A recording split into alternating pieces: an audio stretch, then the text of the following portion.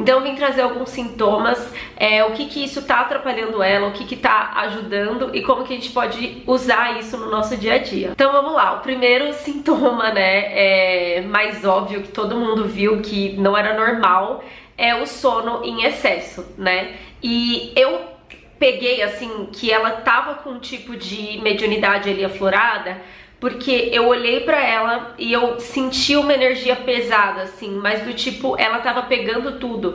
Então você via algumas cenas que ela chegava perto de algumas pessoas e parecia que ela ficava totalmente drenada, ela não conseguia pensar, ela mal conseguia manter o olho aberto.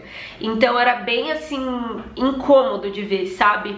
Porque você vê que ela não queria estar naquilo e ela falou que ela sempre sofreu disso, ela dorme muito, ela sente muito sono, então realmente é uma mediunidade desequilibrada porque ela não tá tendo controle e isso com certeza atrapalha ela no dia a dia, né, porque ainda mais uma pessoa que tem que trabalhar muito como ela, né, que tem uma carreira muito grande, que você sempre tem que estar ativa e você percebe que isso atrapalha ela também. E lá na casa, né, no começo tava uma energia muito pesada, até teve um dia que eu assisti e eu me senti muito mal, porque tava realmente uma energia densa, né? Tinham pessoas ali que estavam numa vibração mais pesada, de raiva, né? De, enfim, várias coisas.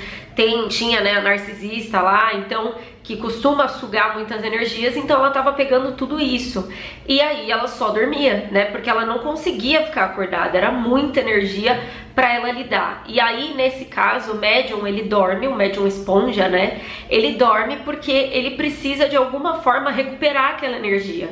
E como ela tava perdendo o tempo todo a energia dela, né, sendo sugada o tempo todo, ela dormia o tempo todo. O que é bem triste, né? Porque é o que eu falei, a gente perde oportunidades. Ela acabou ficando mal vista, né, fora da casa, porque não estava aproveitando aquilo tudo ali, estava ficando de fora. Mas se a gente analisa mais de perto, eu não torço por ela, assim, mas se a gente analisa mais de perto, a gente vê que ela tem uma dificuldade grande de se manter ali ativa, participativa, porque realmente é algo mais forte do que ela. Então, quando eu falo, né, você médium que tá aflorado, que sente que puxa a energia do outro, que sente, né, essas dificuldades, você não precisa viver assim. Inclusive, você não vai ser mais especial porque você dorme, porque você sente sono, né? Você realmente tem que aprender a lidar com isso, com essas trocas energéticas, para você poder usar a sua mediunidade da melhor forma possível, né? Que é o que a gente tá vendo ela agora fazendo, porque a energia tá um pouco mais leve da casa, então ela tá conseguindo aparecer mais. Mas ela sofreu bastante nesse começo, né? O segundo ponto é que ela tem uma conexão espiritual mais forte.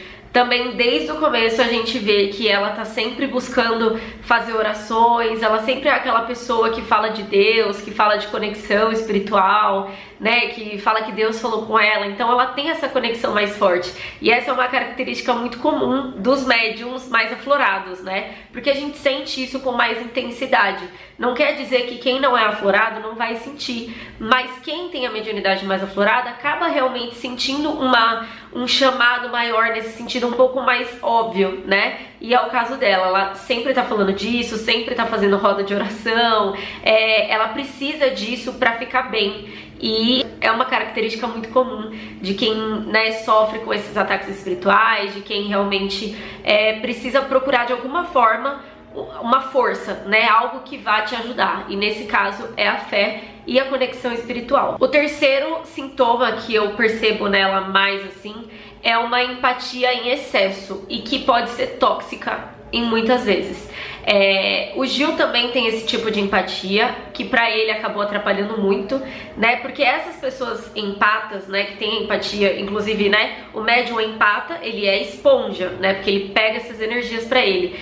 Então, ela, nesse caso, ela acaba pegando ali, você vê casos da Carol falar com ela, que ela tinha que fazer não sei o que, e ela entra na história da pessoa, ela entra na vibração que a pessoa tá passando pra ela. Ela é muito, realmente é uma esponja e é uma pessoa muito assim, como se fosse um lagarto, sabe? Que vai se camuflando de acordo com a situação ali, e não é por mal, mas é porque ele acaba realmente pegando a verdade da pessoa, ele sente aquilo e ele acha que a pessoa tá certa e ele entra naquela vibração, o que faz muito mal pra ela. Então você vê que ela foi manipulável, ao mesmo tempo que ela sente muito a dor do outro, ela fica triste quando vê alguém passando por uma injustiça, ela chora, ela quer ajudar de todas as formas. Você vê que várias vezes ela tenta ajudar, ela vê a pessoa ali sofrendo, ela tenta fazer alguma coisa, só que ela não sabe fazer isso de uma forma saudável.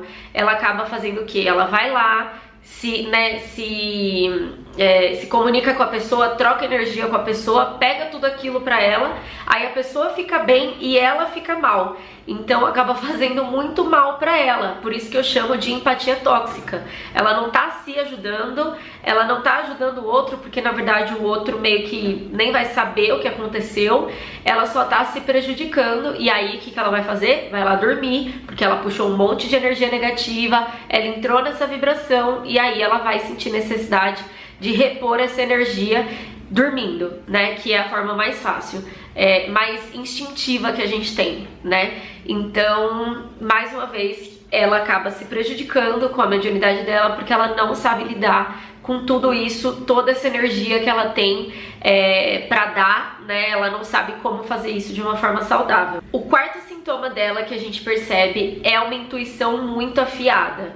Então, ela acaba tendo, assim, na prova, né, do bate-volta, acho que da semana passada, a gente percebeu, dessa semana, não lembro, mas a gente percebeu o quanto a intuição dela é afiada, né? E ela tinha até falado, ela falou pra Carla, no próximo tópico eu falo sobre isso, mas assim, ela fechou os olhos, se conectou e foi direto onde era lá que ela tinha que acertar.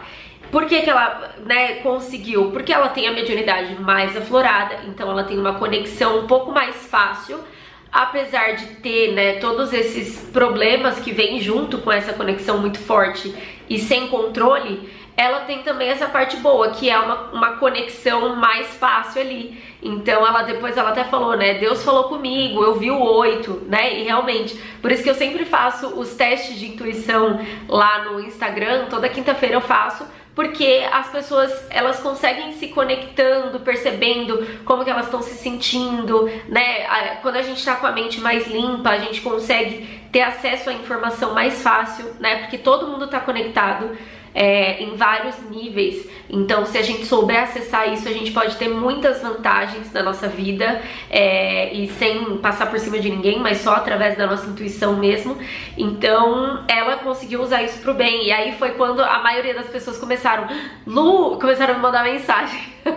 Lu, você falou que há pouco era médium, há não sei quanto tempo atrás, e agora nessa prova ficou muito óbvio que ela usou a intuição, que foi muito claro, ela foi de cara. E realmente eu já tava cantando essa bola há muito tempo e, né, ela usou isso a favor dela. Então não é só coisa ruim a mediunidade, na verdade a mediunidade desequilibrada é ruim, mas quando a gente equilibra ela, ou quando consegue usar todas essas vantagens que a gente tem através dela, é muito bom e ajuda muito na nossa vida. Ainda mais na situação dela, né? E na nossa também, a gente não tem acesso a todas as informações o tempo todo. A gente não tem uma câmera 24 horas por dia em todas as pessoas que estão à nossa volta, né? Que são importantes pra gente poder formar ali uma imagem completa da situação. Então a gente não tem acesso a tudo isso e a gente só pode contar com a nossa intuição, né, do que a gente tem que fazer. Às vezes eu quero fazer alguma coisa na minha vida, eu sinto que eu quero fazer, eu vou lá e faço, né, eu simplesmente sinto e faço e depois eu vejo que foi a melhor coisa que eu fiz por mim mesma.